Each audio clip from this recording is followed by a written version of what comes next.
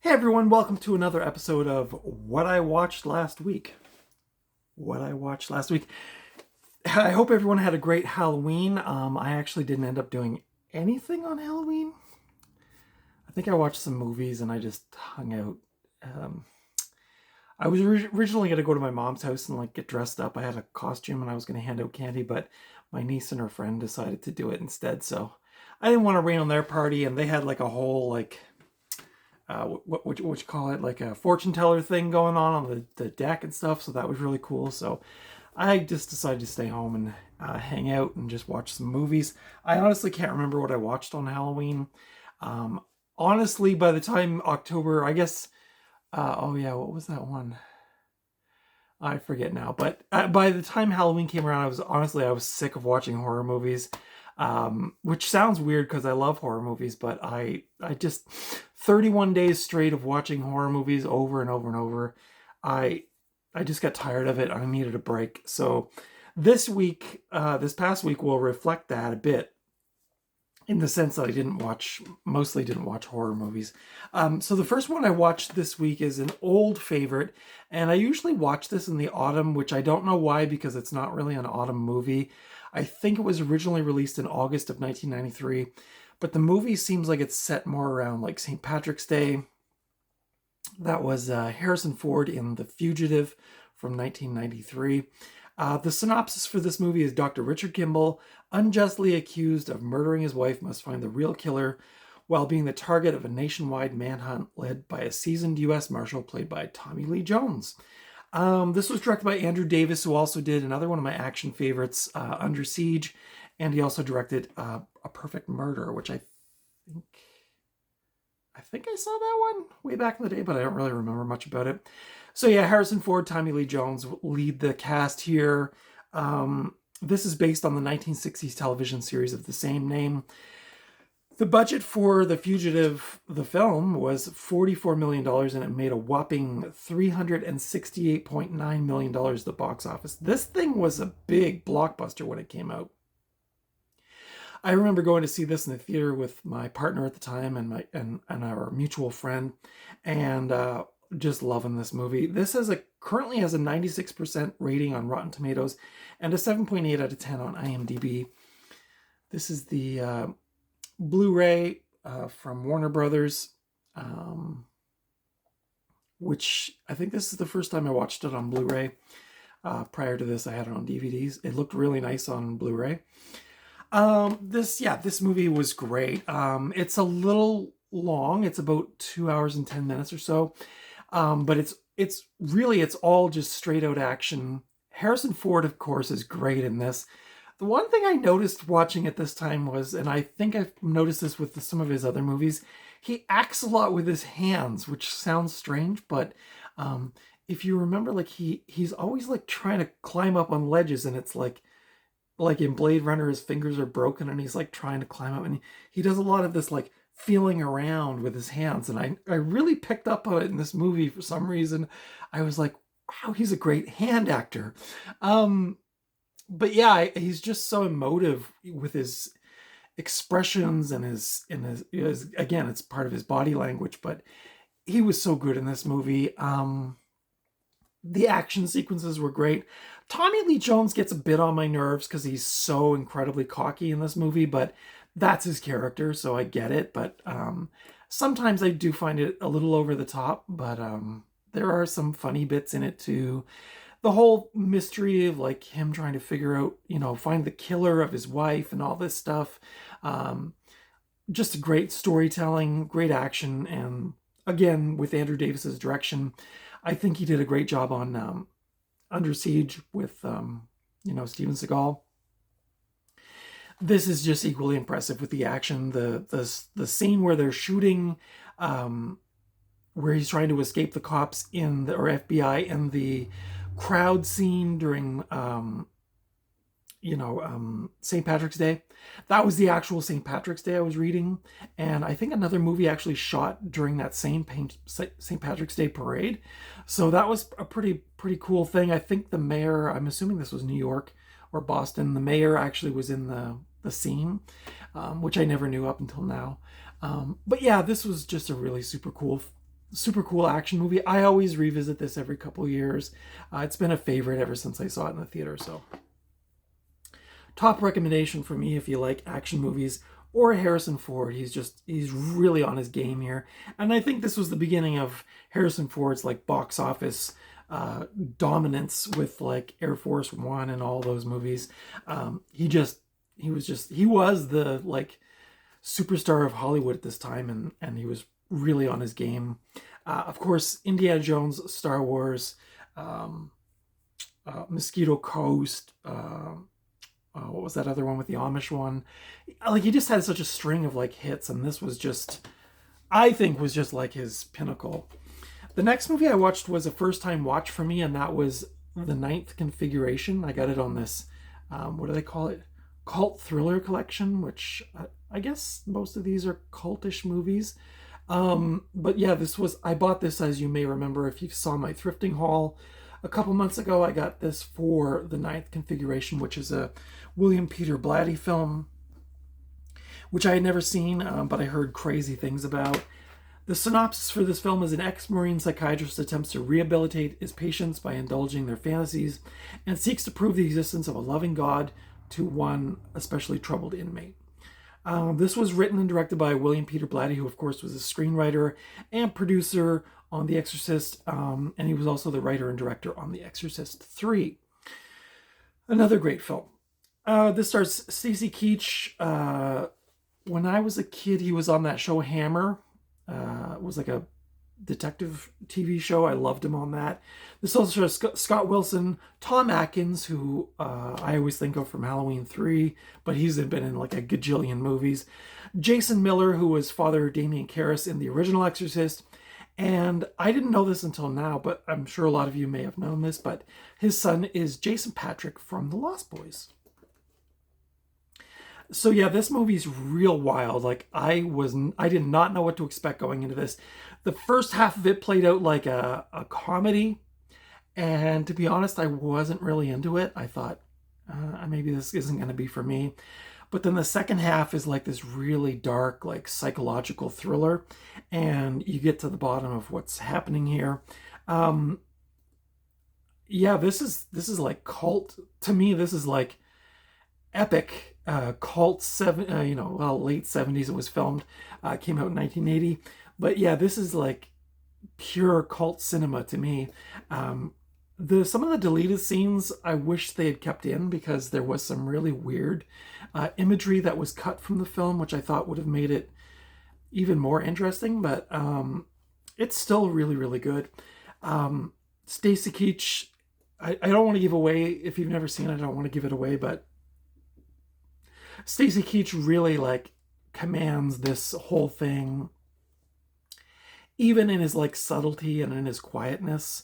I was still totally like watching him every frame in this movie, trying to figure out what the deal was with this character, and it pays off in the end. I'll just say that. But yeah, this has a lot of themes going on in it about God and love and the nature of the human psyche, and people, are they insane or are they pretending to be insane, and like all this stuff is going on. It's a very loaded movie, so if you've never seen it, I would definitely recommend it if you love like cult psychological kind of like comedy / psychological thrillers.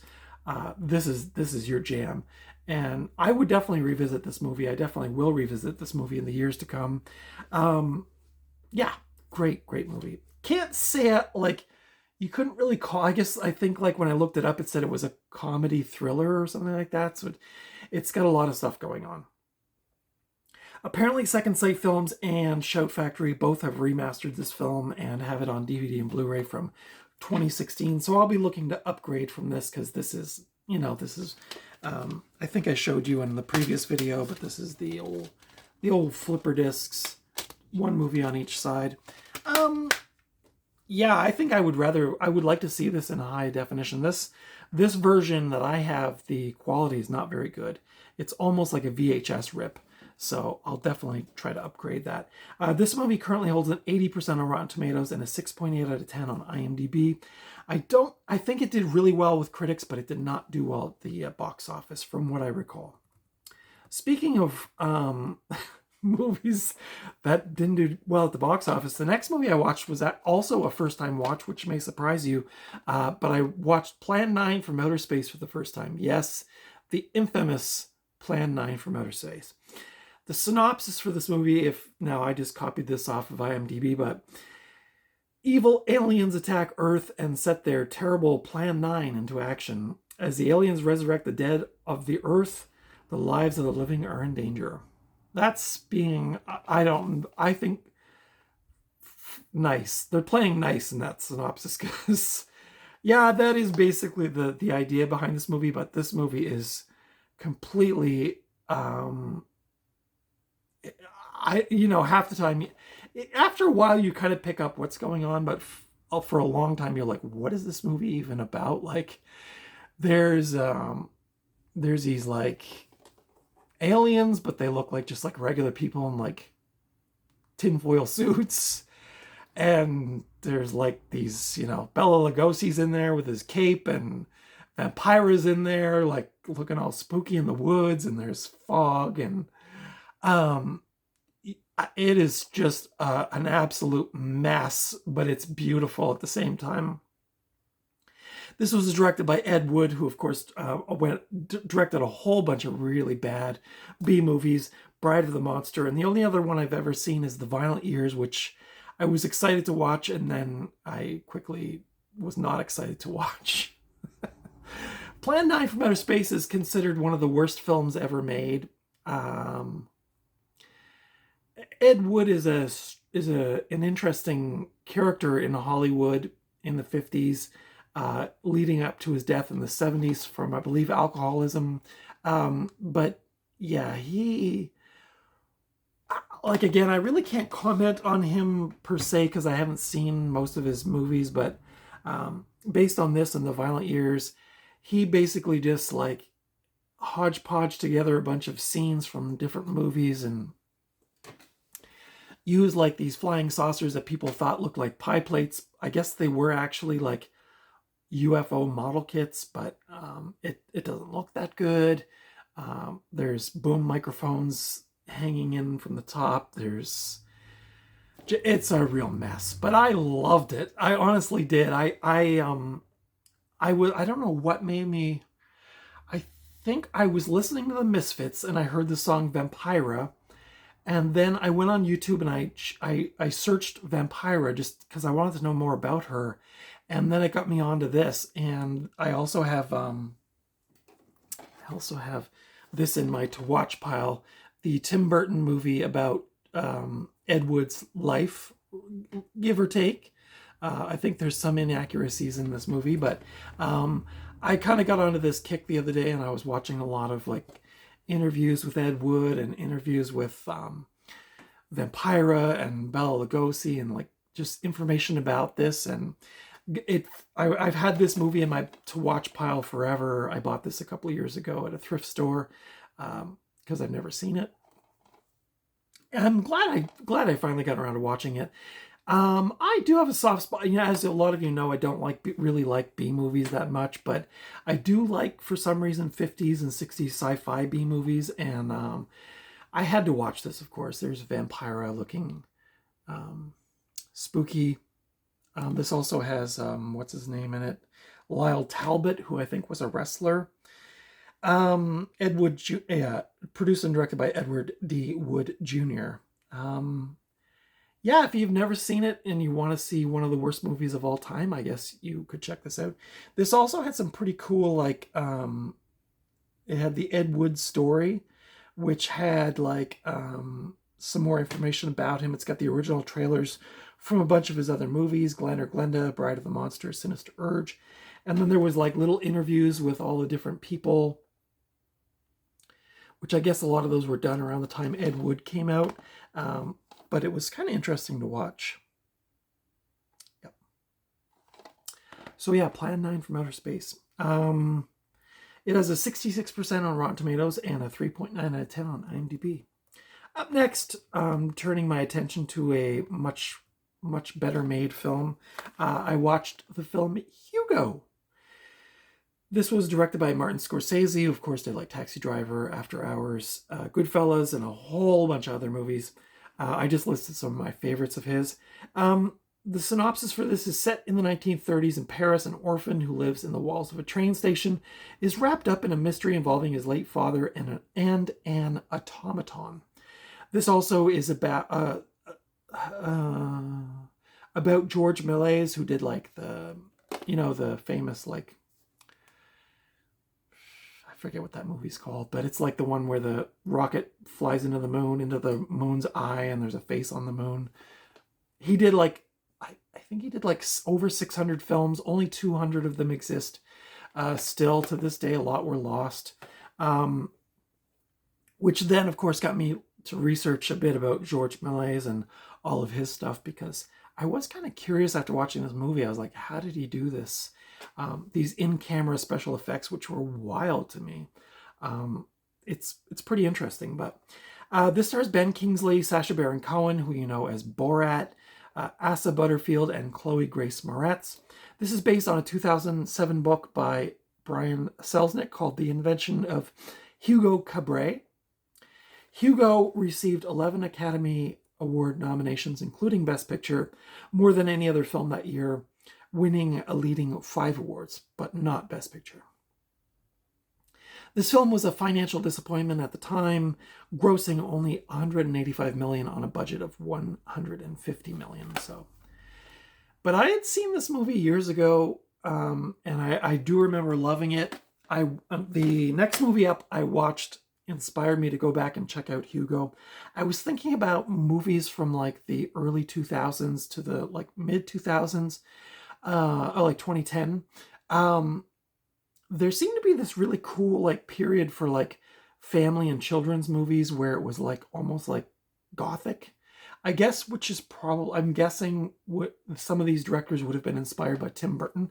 But there was this really cool period of like Chronicles of Narnia, like the first one, and some of these other ones. They just had this kind of vibe, like a steampunk gothic, but like a family movie. And so I was like, oh, I gotta go revisit some of these movies, because I was just kind of curious about it, and revisiting some of these movies and seeing if I still like them. But yeah, I really liked Hugo the first time I watched it. I thought it was really heartwarming. And of course, Martin Scorsese was, I'm going to guess he was a huge George Méliès fan anyway. And so this just sort of fit into that niche for him. And although I wouldn't say this is really gothic, it does have some kind of like steampunk elements to it. And I just thought it was really a sweet movie. I will say it kind of dropped out for me around the second act. It did seem to kind of drag a little bit as far as like pacing, but overall, wonderful film. No major complaints from me. It currently has a 93% on Rotten Tomatoes and a 7.5 out of 10 on IMDb. And the movie that inspired me to rewatch this was Lemony Snickets, A Series of Unfortunate Events, starring Jim Carrey.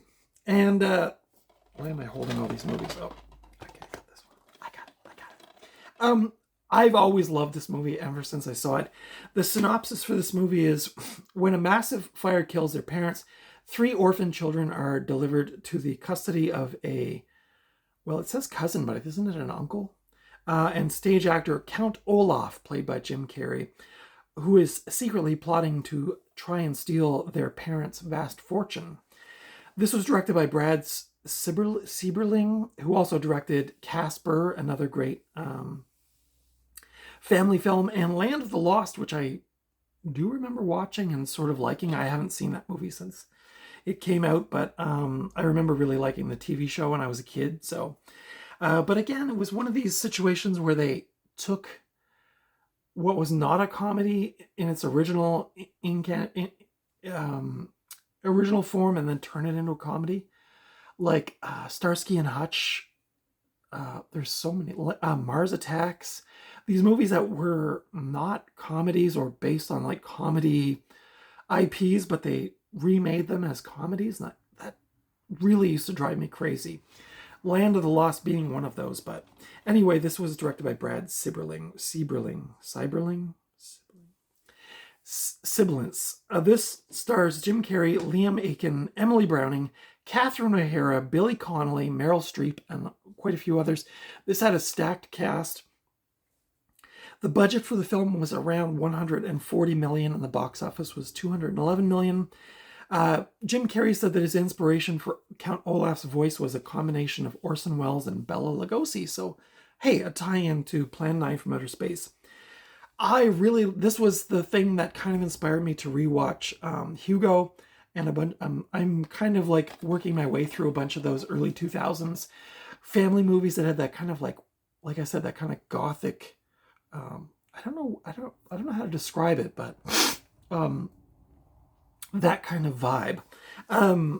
The color scheme and the look for this film, which apparently the production team on this film was inspired by the Tim Burton film Sleepy Hollow from 1999, so that's why it's got that kind of a weird color palette. And then also in this movie, they tried to like make different color schemes for each sort of chapter of the story, so, or the overall story. So if you like that kind of look, you'll probably really dig this movie.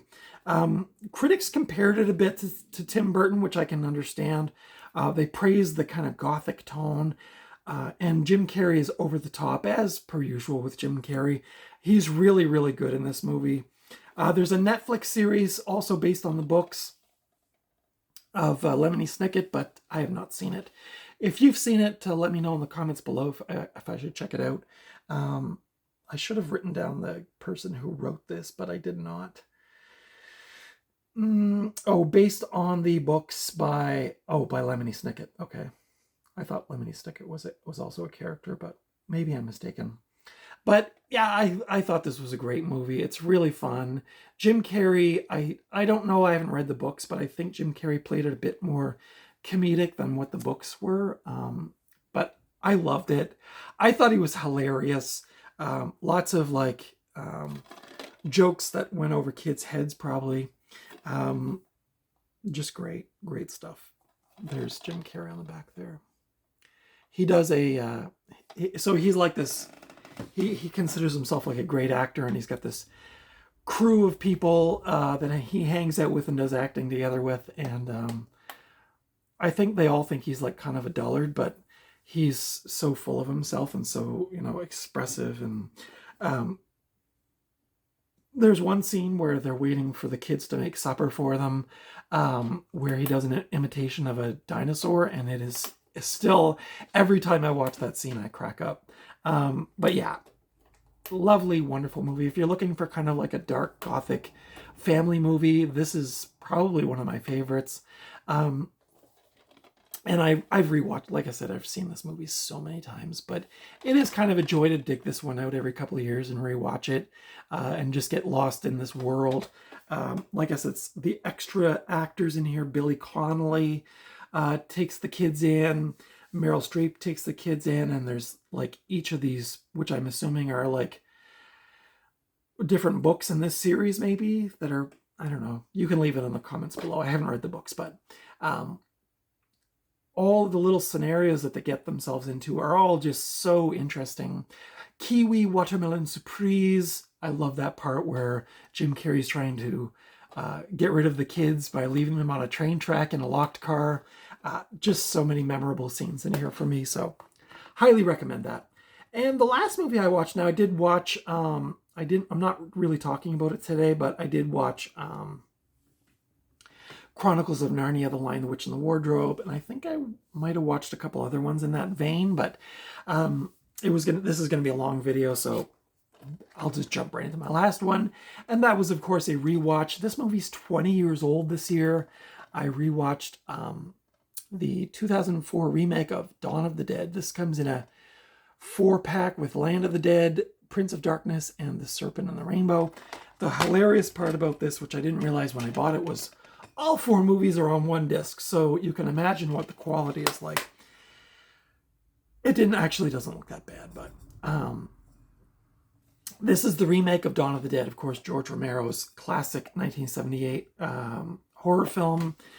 The synopsis: a nurse, a policeman, a young married couple, a salesman, and other survivors of a worldwide plague that is producing aggressive, flesh-eating zombies take refuge in a shopping mall. Which I guess is basically the synopsis of the original. Maybe the character's a bit more fleshed out, but this was directed by Zack Snyder, who of course did 300, Watchmen, Sucker Punch, Justice League. This was his directorial debut, which I also did not realize until doing the research for this, which is wild. Could you imagine the pressure on a first-time director to remake what's considered probably one of the best horror movies of all time? He did have James Gunn on the screenplay. This stars Sarah Polley, Jake Weber, Ving Rhames, and Mekhi Phifer. The budget was $26 million, and it did $102 million at the box office, so not too bad for a first outing for a director. I didn't actually do a lot of digging in, but apparently George Romero did not like this remake. You can correct me if I'm wrong in the comments below. Some of the cast members of the original, Tom Savini and Ken Foree, have cameos in here, which was kind of cool. Apparently, Zack Snyder didn't want to step on George Romero's toes or step on the original, so he sort of touted this as being like a reimagining.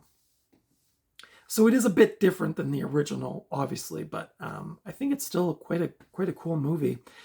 Filming began in June of 2003 on location in various parts of Toronto, Ontario. Critics seem mixed on this. Some liked it better than the original. Some thought that Zack Snyder didn't carry over the anti-consumerism message from the original, but hey, everybody's got their own opinion, right? This currently has a 77% on Rotten Tomatoes and a 7.2 out of 10 on IMDb. Dawn of the Dead, the remake from Zack Snyder. I love this movie. I'm not going to lie. I think I saw Dawn of the Dead a long time ago, and I had sort of forgotten about it, and then this remake came out, and I watched it, and I thought it was great, and it inspired me to go back and rewatch the original. I love both of those movies for very different reasons. I think the remake is a lot more action-oriented and a lot more gory. I mean, some of the gore in the original was amazing, of course, like the hatchet through the head and things like that, or the machete through the head. But I thought the remake was really good. I think a lot of people kind of crapped on it when it came out, and, you know, maybe those were like purists of the original, but I thought it held its own, and I honestly, it's kind of a weird comfort movie for me. I did throw it on today while I was doing the scripting for this video, and thinking at the time, like, this is almost like a weird comfort movie for me, even though most people would be like, it's not very comforting, but yeah, it's just one of those movies I watch every couple of years, and I thoroughly enjoyed it. It does have the fast-paced zombies, which was kind of refreshing in 2004 after, of course, the original had the slow-moving zombies. But in the Night of the Living Dead anyway, but I can't remember if this was the first time there was like fast-moving zombies. Maybe that was, although I want to say 28 Days Later, but that was more of a plague, right? That wasn't really zombies. That was like infected people or something. But either way, I liked it. So yeah, that's what I watched this past week. Let me know your thoughts on those movies. Are any of these your favorites? Whoops. I did not watch Edwood yet. Are any of those your favorites? Or, you know, maybe they're like comfort movies like me. Dawn of the Dead. I guess I have to hold them up because Lemony Snickets, A Series of Unfortunate Events. Hugo. Such a sweet movie. Love this movie. Plan 9 from Outer Space. The ninth Configuration from William Peter Blatty. And Harrison Ford's The Fugitive from 1993. Let me know your thoughts on those films, and I'd love to hear from you. I love getting comments and likes, and if you haven't subscribed and you like this kind of content, I do kind of like a what I watched last week video. I try to do one every week. I took last week off just because 31 Days of Halloween was enough. But yeah, that's it for today. Leave a comment. Give me the thumbs up if you like this video. Consider subscribing if you haven't already. Follow me over on Instagram at Night Owl Video. And until next time, take good care of yourselves, and I will see you at the video store or at the thrift store or just out and about somewhere. I did not get any videos. I'm still talking. The only video that I picked up this week was a VHS, and that was the original Frankenstein. I got this cool old Universal edition. I did pick this up, but thrifting's been pretty slim lately. So yeah, that was the only pickup I got. But anyway, thank you again for watching, and I'll see you in the next video.